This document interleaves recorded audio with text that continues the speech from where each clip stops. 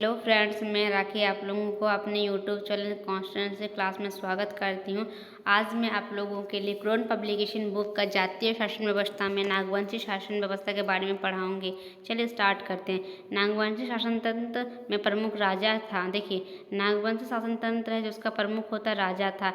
राजा का महत्वपूर्ण कौन होता था? सेनापति होता था। देखिए, सेनापति उनका महत्वपूर्ण होता था, इनके लिए उनके कार्य में हेल्प करने वाला सहायक। उसके बाद अन्य सहायक जैसे जमींदार, जागीरदार, ब्राह्मण, राजगुरु और पुरोहित थे।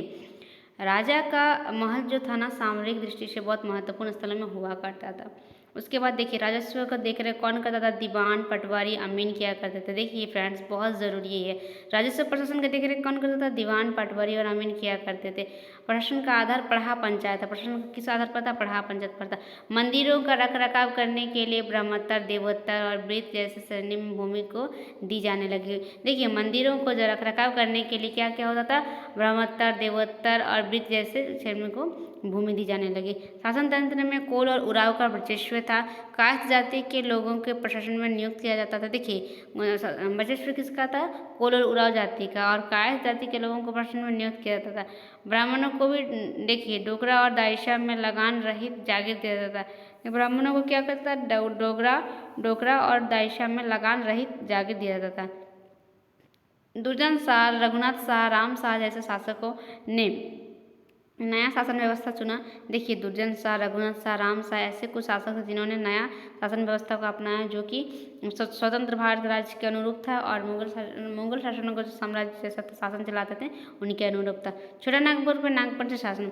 देखिए, छोटा नागपुर में नागवंशी शासन कैसा था? प्रथम स्थान पढ़ा का था। एक पढ़ा में 15 से 20 गाँव होता था। सभी पढ़ा में अलग अलग झंडा होता था। पढ़ाव का प्रमुख को देखिए मानकी कहा जाता था। पढ़ा प्रशासक इकाई के रूप में स्वीकृत था। जहाँ पर देखिए किसी को अगर स्वीकृति मिलता है तो उसको लगान वसूलने का अधिकार हो जाता है। पढ़ाओ को देखो, पढ़ाओ को पट्टी कहा जाता था। बहुत इंपॉर्टेंट, पढ़ाओ को क्या जाता था? पट्टी कहा जाता था।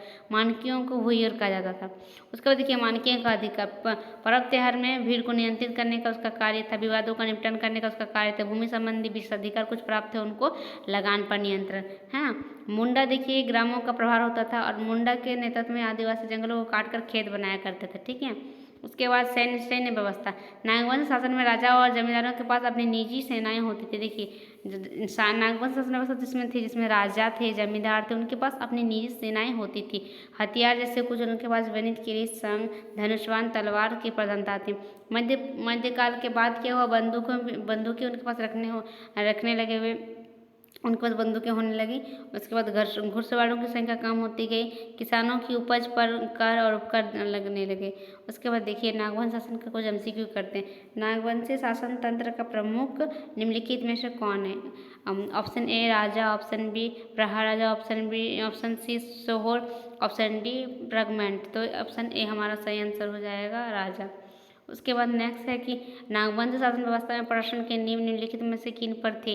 देखिए, ऑप्शन ए में दीवान दिया, ऑप्शन बी में पटवारी दिया, ऑप्शन सी में अमीन दिया, ऑप्शन सी पर प्रहार राजा। तो उसका शासन का नियम कैसा था? हमारा जान पढ़े, प्रहार पंचायत का जैसा था। उसके बाद मंदिरों का रखरखाव के लिए नागवंशी द्वारा निम्नलिखित में से किन श्रेणी के भूमि दी जाने लगी? जैसे ब्रह्मोत्तर, देवोत्तर, वृत्त, ये सभी है ऑप्शन हमारा राइट है, ऑप्शन डी। उसके बाद है कि हमारा नागवंशी शासन व्यवस्था में प्रशासन में किस जाति के लोगों को नियुक्त किया था? देखिए, इसमें होगा हमारा ऑप्शन डी, कायस्थ जाति। उसके बाद है कि निम्नलिखित में से किस शासकों ने प्रशासन का नया ढांचा मुगल शासन पद्धति पर आधारित था? Option A Durjan Shah, option B Raghunath Shah, option C Ram Shah. हमारा ऑप्शन डी, ये तीनों ही होंगे राइट। उसके बाद है फनी मुकुट राय को सुतंबे का क्या चुना गया? ऑप्शन ए मानकी, ऑप्शन बी प्रमुख मानकी, ऑप्शन सी प्रहा, ऑप्शन डी मुंडा। हमारा ऑप्शन बी राइट है, प्रमुख मानकी। उसके बाद निम्नलिखित में से किसका नाम परिवर्तन कर पट्टी कर दिया? तो ऑप्शन ए में मानकी है, ऑप्शन बी में है प्रमुख मानकी, ऑप्शन सी में है प्रहार राजा, ऑप्शन डी में राजा। तो हमने देखा कि प्रहार राजा का नाम बदल के पट्टी रख दिया, तो ऑप्शन सी हो जाएगा सही। उसके बाद है हमारा देखिए, नागवंश शासन व्यवस्था में निर्धारित लगान पर निम्नलिखित में से किसे जागीर दिया जाता था? ऑप्शन ए है राजपूत, ऑप्शन बी है मडाइक, ऑप्शन सी रतैया, ऑप्शन डी जो सभी सही होगा। उसके बाद है हमारा डोगरा और दाइशा निम्नलिखित में से किसको जागीर दिया जाता था? ये हमारा ऑप्शन ए राइट हो जाएगा, ब्राह्मण। उसके बाद है कि नागवंशियों ने निम्नलिखित में से किसका नाम बदलकर भूया रख दिया? तो हमारा इसका आंसर हो जाएगा, उन्होंने मानकी का नाम बदलकर भुइयाँ रख दिया। ऑप्शन ए राइट हो जाएगा। आज हमारा पहाड़ शासन व्यवस्था कंप्लीट होता है, ये नागवंश शासन व्यवस्था कंप्लीट होता है। और हमारा इससे पहले जो हम लोग पढ़े मानकी मुंडा शासन व्यवस्था पढ़ा, पंचायत शासन व्यवस्था पढ़ा, शासन व्यवस्था, मुंडा शासन व्यवस्था, मांझी प्रांगण शासन व्यवस्था, सारा हमारा जातीय शासन व्यवस्था में जो JPSC का एग्जाम कंटेंट था सारा कवर हो चुका है। कल हम लोग नया टॉपिक कवर करेंगे।